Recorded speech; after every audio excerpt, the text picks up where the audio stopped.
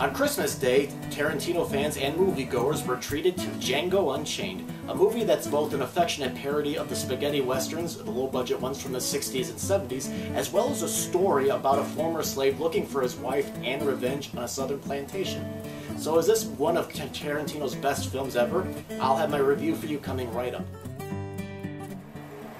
Thanks for checking out R&B Reviews. My name is Rob, and the movie Django Unchained is set in 1858, and it stars Jamie Foxx as the strong but silent type Django, and he's joined by Christoph Waltz, who plays his bounty hunter friend King Schultz.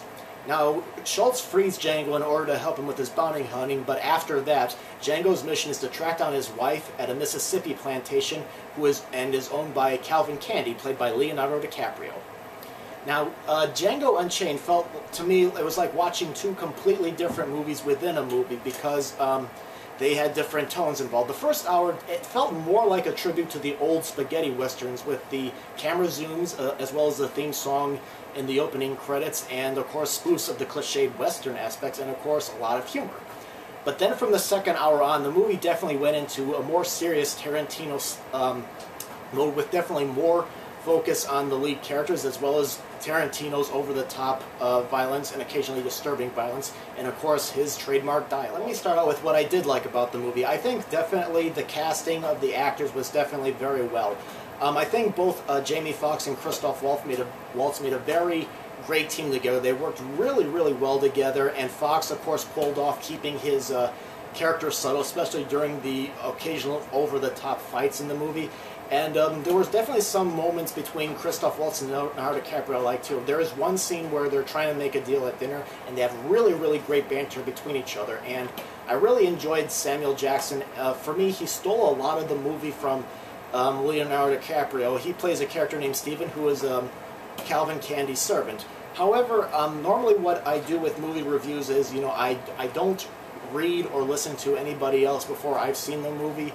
And after I saw the movie, I went and looked to see, you know, how different my opinion is to everybody else. And everyone's like, oh, this is Quentin Tarantino's best movie ever. It's the best movie of the year. And while I enjoyed the movie, I liked it, but I didn't love it. And I could not quite at first I couldn't put my finger on why I wasn't, you know, in the same mode as everybody else. And I think I finally pinpoint on why that is. For one thing, the movie, I thought the movie was a little bit too long, and usually when Tarantino's movies are long, it's usually because there's all different types of characters and the story intertwines, you know, like in Pulp Fiction or Kill Bill or recently in Inglourious Basterds. But the story mostly focuses on Jamie Foxx and King Schultz. I mean, you do have other characters coming in here and there, but they usually come and go.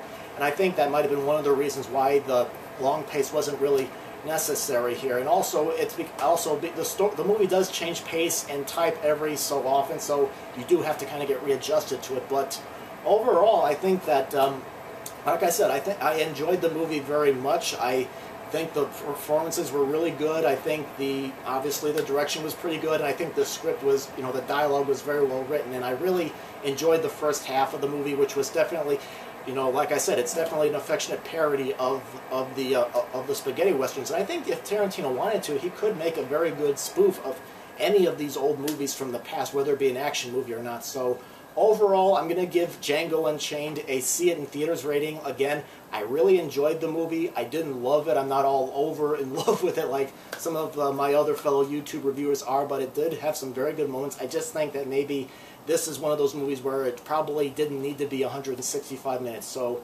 if you disagree with me, go ahead and post your comments about the movie and, of course, what you did like about it and whether it is going to be the best movie of the year for you or not.